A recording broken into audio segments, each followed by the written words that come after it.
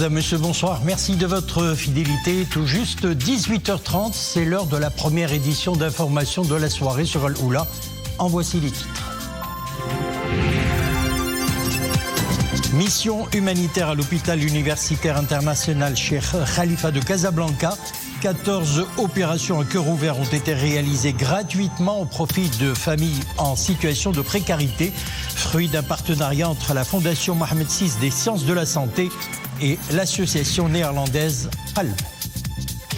Ensablement et déficit pluviométrique, des défis climatiques auxquels font face les Khtarat, ce dispositif traditionnel d'irrigation pâtit aujourd'hui du stress hydrique. Alors comment y remédier? Réponse dans ce journal.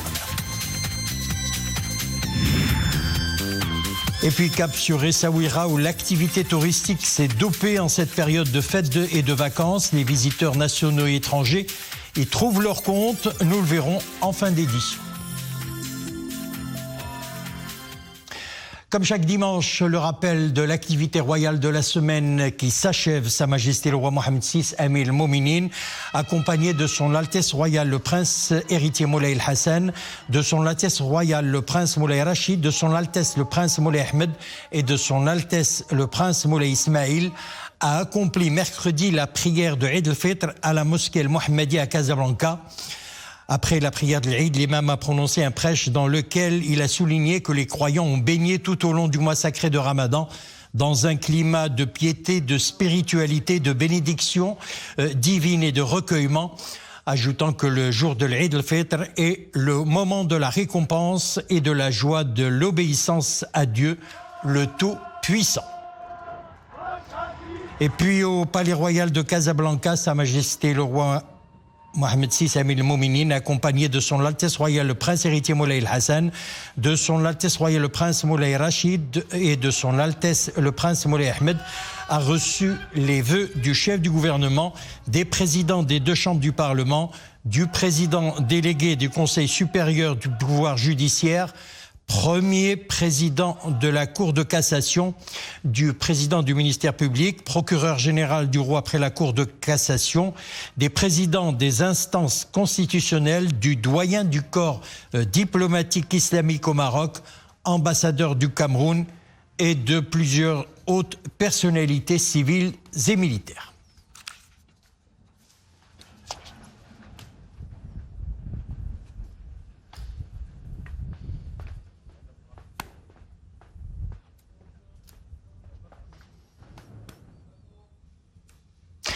Comme chaque dimanche avec nous sur le plateau, Moustapha Sahimi, politologue et professeur de droit.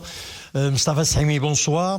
Alors, la semaine est marquée par l'ouverture de la session printanière du Parlement, une ouverture marquée par la réélection de Rachid Talbi El-Alami à la tête de la Chambre des représentants. Il faut dire du pain sur la planche à l'agenda de cette session, plusieurs chantiers prioritaires sur la table. Le code de la famille, bien entendu, le code de la déontologie et bien d'autres encore, professeur. Oui, c'est vrai, c'est la 6e session de la législature qui a commencé en octobre 2021. Alors, c'est une session parlementaire, évidemment, avec un ordre du jour chargé.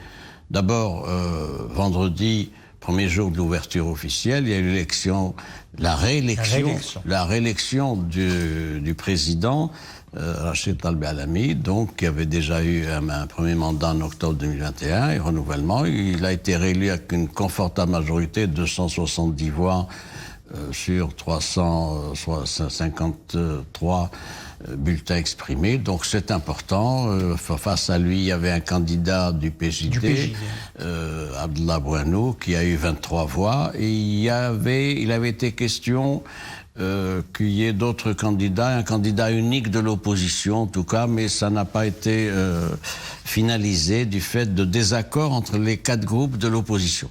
En tout cas, maintenant, les structures sont en place, celle de la présidence. Il reste maintenant à élire les membres du bureau et également à élire les présidents des différentes commissions au sein de chacune des 2 chambres. Et se mettre au travail. Et à se mettre au travail. Alors, pour ce qui est quand même de l'élection des candidats, il a été décidé que les parlementaires faisant l'objet d'une procédure judiciaire ne pourrait pas candidater. Je crois que ça, c'est un bon principe. Alors maintenant, qu'est-ce qu'il y a sur la table? Il y a des textes techniques et il y a des textes qui ont une dimension sociétale. Texte technique, un dossier lourd, celui de la réforme des caisses de retraite. Il faudra bien arriver à un accord d'ici la fin de cette session, d'autant que c'est l'un des gros points du dialogue social qui se poursuit. Ça, c'est le premier point. Deuxième point, aussi, pour ce qui est des textes de nature sociétale, ils sont importants. Vous avez parlé du Code de la famille, c'est un grand texte. Et c'est un texte qui est un peu clivant, du fait des positions des uns et des autres, etc. Mais il faudra bien arriver à un texte majoritairement adopté par le Parlement. Il y a d'autres textes aussi, la réforme du Code pénal, du Code de procédure pénale. Il y a aussi un texte sur la réforme pénitentiaire, tout ça. Donc il y a beaucoup de matière, mais cette fois-ci, pour cette session-là, qui doit finir à la fin juillet. Autre actualité, Moustapha Sahimi, après-demain, donc, en séance plénière, le Parlement, il y aura la présentation par le Parlement du bilan à mi-mandat du gouvernement.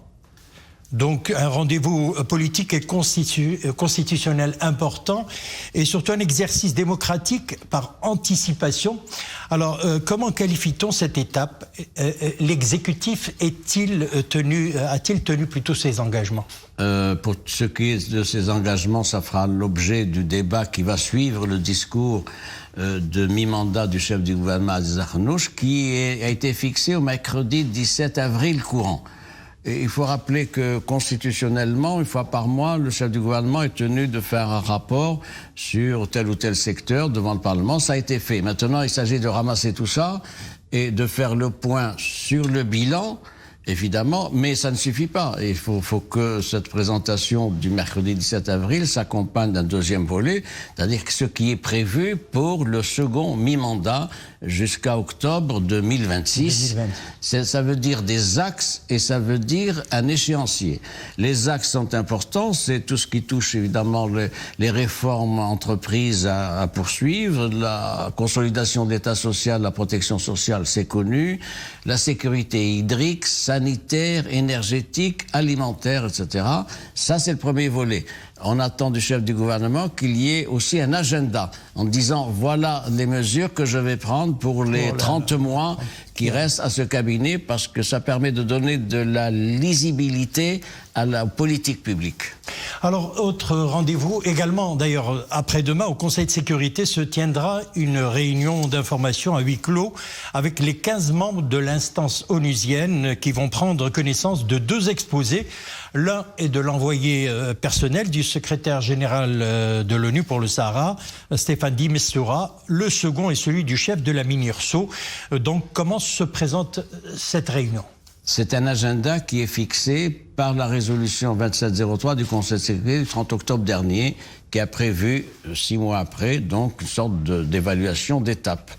C'est une réunion à huis clos, où il y a essentiellement deux exposés, vous l'avez dit, le premier de Staffan de Mistura, envoyé personnel, et celui de Alexander Ivanko, le russe, qui est chef de la MINURSO. Staffan de Mistura va faire le point sur ce qu'il a fait, ce qu'il n'a pas fait, où en est un peu le processus d'application des orientations, des directions données par la résolution 2703, notamment pour ce qui est du format de négociation, de la revitalisation de la formule des tables rondes avec les 4 parties, et le fait que les parties soient appelées à préciser leur position. C'était ça dans la 2703. Maintenant, le chef de la MINURSO va faire état sur la manière dont est appliqué le cessez-le-feu. Et il va parler de non-respect du cessez-le-feu par les milices armées du mouvement séparatiste, qui d'ailleurs, depuis novembre de 2020, ça fait 3 ans et demi, ont décidé le non-respect du cessez-le-feu prévu par les accords et la résolution de septembre 91. Donc voilà une situation intéressante qui va faire le procès de non-respect par le mouvement séparatiste des résolutions du Conseil de sécurité. Et puis, pour terminer, Mustafa Sahimi, par la voix de son ambassadeur représentant permanent du Royaume à l'ONU, le Maroc renouvelle son soutien à la demande d'adhésion de la Palestine de l'ONU devant l'Assemblée générale. C'était le 8 avril dernier, c'est-à-dire il y a quelques jours. Une nouvelle illustration du soutien constant du Royaume à la cause palestinienne. C'est vrai, c'est un soutien constant depuis des décennies, réaffirmé en différentes circonstances par Sa Majesté le Roi, président du Comité de Rhodes. Ça, c'est un acquis, c'est évident. Maintenant, il faut se mobiliser. Le Maroc participe activement à ce débat général qui a été ouvert à l'Assemblée générale des Nations Unies avec une intervention de notre ambassadeur, Amar Hillel, le 8 avril. Parce que la question de la reconnaissance de l'État palestinien se retrouve inscrite à l'ordre du jour de l'Assemblée générale des Nations Unies. Donc, sur ce plan-là, le Maroc a fait un discours constant appelant la communauté internationale à finaliser ce processus-là. Il faut rappeler ceci, c'est que 137 pays membres des Nations Unies reconnaissent l'État de Palestine sur 193. Il faut également préciser qu'il y a une sorte de maturation qui est en train de se faire avec l'évolution, l'infléchissement de pays comme l'Espagne, l'Irlande et l'Australie. Et d'ailleurs, l'Espagne et l'Irlande ont annoncé que ça se ferait dans les prochaines semaines. L'Australie aussi, c'est dans l'air. Donc il y a là une maturation de la question palestinienne pour qu'elle ait un statut à part entière au sein de la communauté internationale. Pour ça, il y a une procédure, il faut un vote du Conseil de sécurité sans veto des membres permanents. Et ensuite, il faut une validation de ces votes par l'Assemblée générale des Nations Unies à la majorité des 2/3. Il y a quelque chose de significatif et il y a une avancée qui va dans ce sens-là et il faut s'en féliciter. Mustafa Sahimi, merci de nous avoir éclairé un petit peu sur l'actualité qui a marqué la semaine. Merci. Merci à vous. Vous l'avez sans nul doute ressenti, le thermomètre est monté d'un cran ces derniers jours. Cette vague de chaleur se poursuivra jusqu'à demain dans plusieurs provinces du Royaume. Le mercure atteindra les 38 à 42 degrés à Smara, Tantan, Aousserd, Oued Dahab, Boujdour et Laayoune, entre 35 et 39 degrés à Agadir, Daoutanen, Taroudant, Guelmim, Choukaït Baaf, Ibn Salah, Assazag et Sawira. Qalat Saragna est concerné également Marrakech, Azilal, Bni Mellal, Tiznit, Tata, Stat, El Haouz et Chichaoua.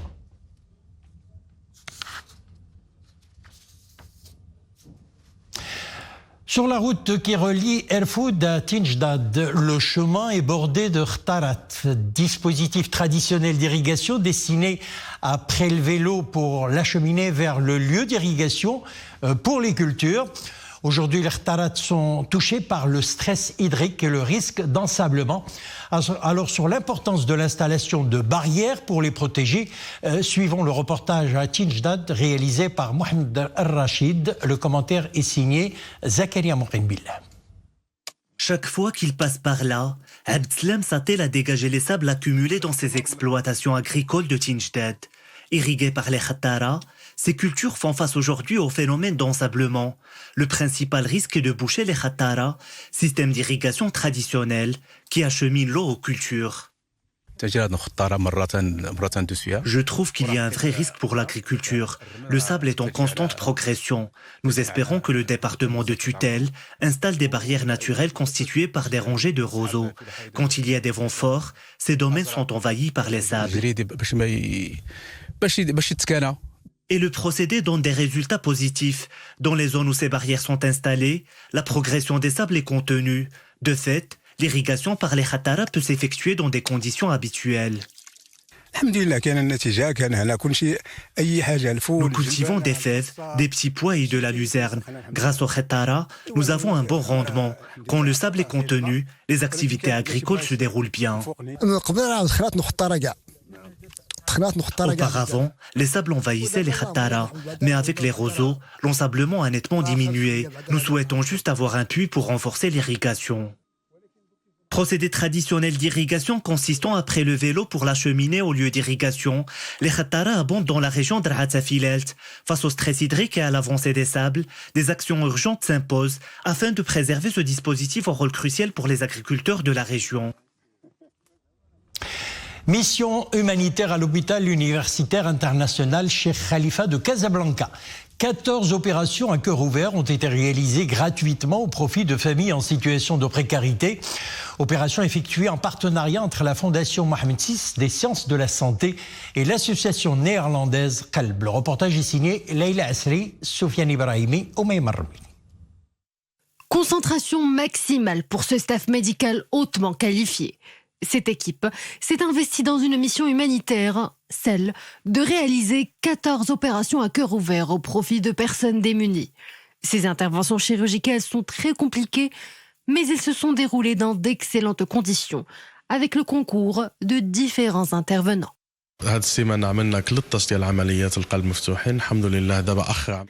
Nous avons effectué 13 opérations à cœur ouvert en une semaine.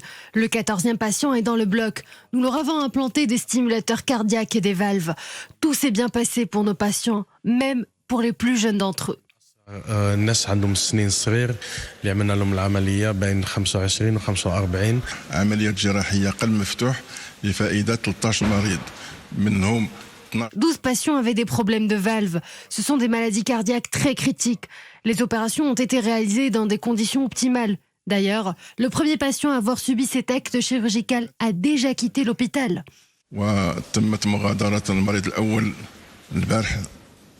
Des opérations délicates et surtout très onéreuses, réalisées gratuitement. La vie de ces patients changera désormais au mieux.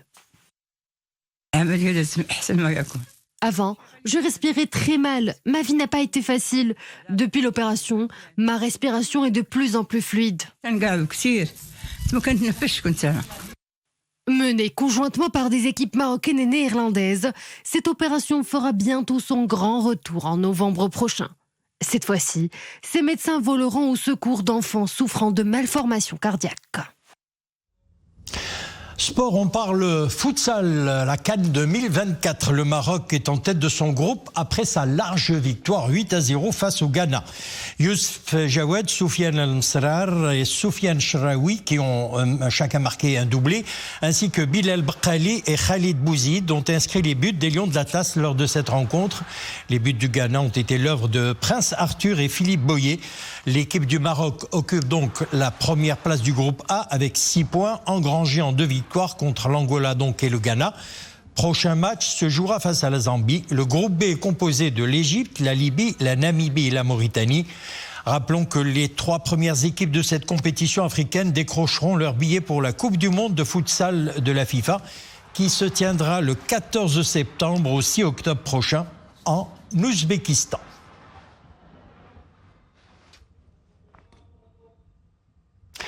Petite escapade à présent, après un mois de jeûne et des recueillements. L'heure était à la fête du jour de Eid al-Fitr. Les vacances de l'Eid sont une période de forte activité pour le secteur du tourisme.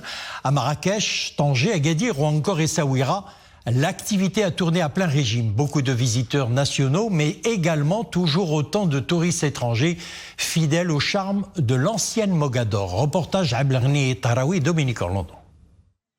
Essaouira est une ville où il fait bon flâner. C'est même en quelque sorte sa vocation d'en faire la cité de tous les piétons. Car ici, de la Médina à la Casbah, les ruelles sont une invitation à se laisser transporter. Après Ramadan, cette escale à Essaouira nous permet de redémarrer un nouveau chapitre, de nous ressourcer et aussi de nous préparer déjà pour la fête du mouton qui est pour très bientôt. Je suis venu de Rabat. Essaouira est une ville où il y a tant de citoyens étrangers. Ils viennent de tant de pays à travers le monde, ce qui crée un vrai brassage culturel. Effectivement, les touristes étrangers sont bien présents dans la cité car la température y est toujours proche de l'idéal, jamais trop excessive, car toujours balayée par un vent constant venu de l'Atlantique. Essaouira, c'est une ville formidable. On a plaisir de venir d'Agadir, passer quelques jours. C'est vraiment un bel endroit balnéaire avec la mer. Les gens sont très gentils, donc un coup de cœur.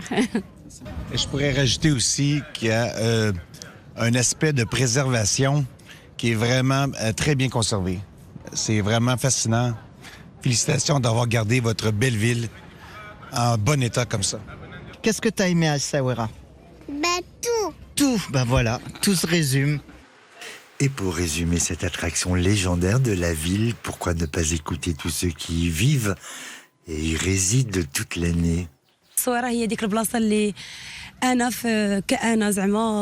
Ici à Essaouira, je me sens moi-même en tant que femme, en tant qu'artiste, et j'y trouve un vrai bien-être. Et l'idée réelle de coexistence qui veille sur la ville nous donne la certitude d'être tous les bienvenus. Ce long week-end de l'Aïd à Essaouira donne déjà un aperçu quant à la belle saison qui devrait suivre. Saison ponctuée très prochainement par la tenue de son célébrissime Festival des musiques Gnawa qui fêtera en 2024 son 25e anniversaire, s'il vous plaît. Voilà, c'est la fin de notre édition. Merci de l'avoir suivi. L'info revient à 21h. Excellente soirée, excellent début de semaine également. À demain.